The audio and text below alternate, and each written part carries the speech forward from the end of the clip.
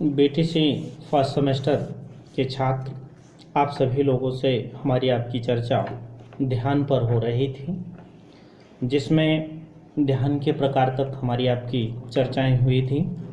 आज हम आप ध्यान को प्रभावित करने वाले कुछ कारक पर, यानी आंतरिक जो कारक हैं उस पर होते हैं। क्योंकि सबसे पहले कारण में हम आप आवश्यकता समझते हैं, क्योंकि हम आप लोगों ने एक कहावत सुनी है, आवश्यकता आविष्कार की जननी होती है। उसी तरह से ध्यान की भी हमें आवश्यकता कैसे हुई, क्योंकि ध्यान और आवश्यकता को देखा जाए तो बड़ा घनिष्ठ संबंध है।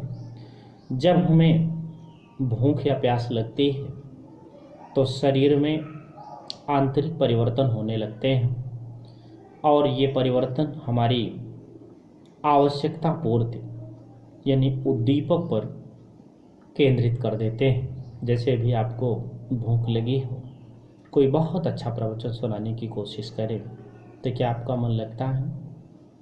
नहीं लगता, क्योंकि ध्यान पूरी तरह कंसंट्रेट किस पर होता है कि हमको किसी न किसी हाल में भोजन अवश्य मिले।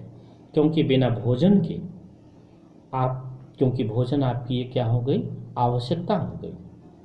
अब ध्यान आपका तब तक नहीं लगेगा जब तक कि हमारी आवश्यकता भोजन की ना हो जाए। जैसे दूसरी बात आती है इंटरेस्ट यानी रुचि की। जैसे एक प्रसिद्ध मनोवैज्ञानिक हैं मैकडूगल के विचार में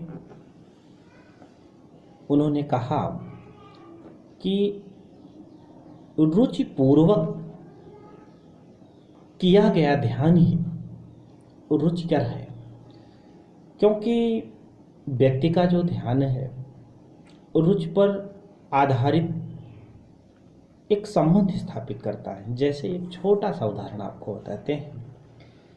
जैसे कोई एक व्यक्ति है, उसकी रुचि रेडियो पर गाना सुनने की है,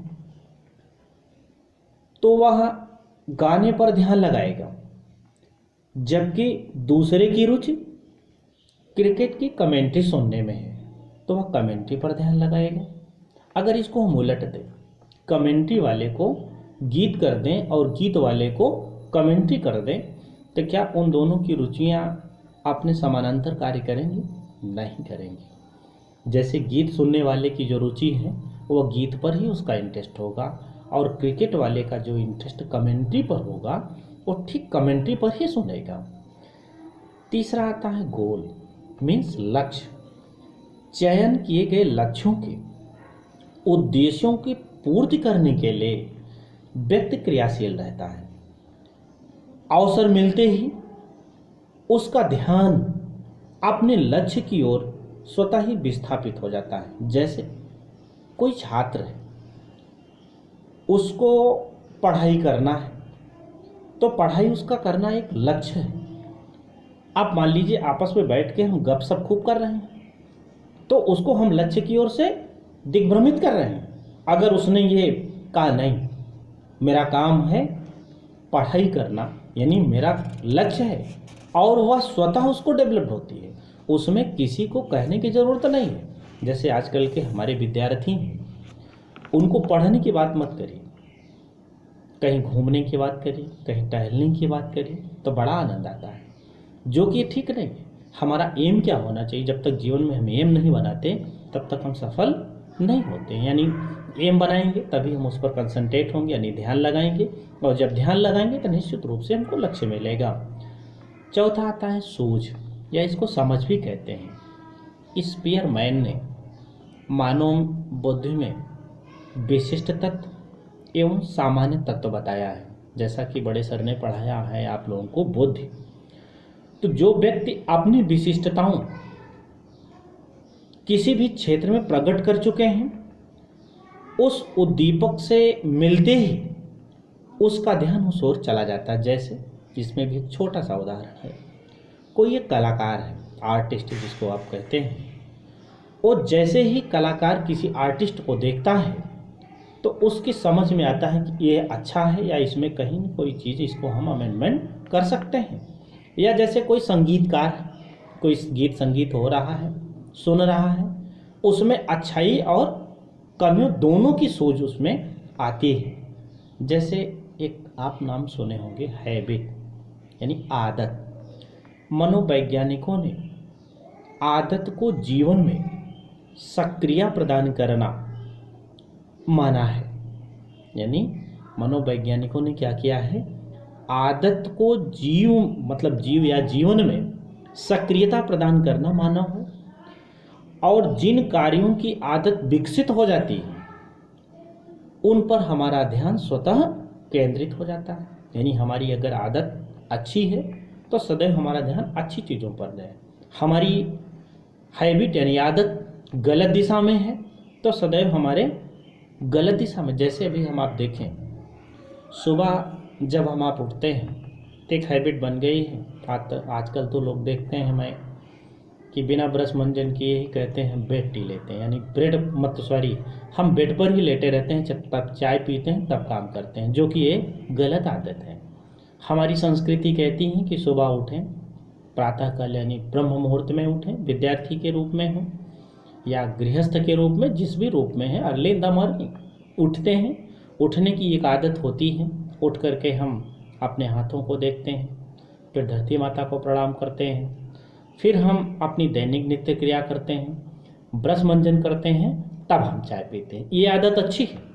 और लेकिन अगर इसके विलोम हम कर लें, यानी वेस्टर्न सिविलाइजेशन की आदत कर लें, तो उस तरह जैसे सुबह हम चाय पीते हैं, फिर पेपर पढ़ते हैं, ये क्या है, एक हमारी आदत है, एक हमारी हैबिट हो गई है। इस अनुसार हम उसी अनुसार हमारा ध्यान रहता है।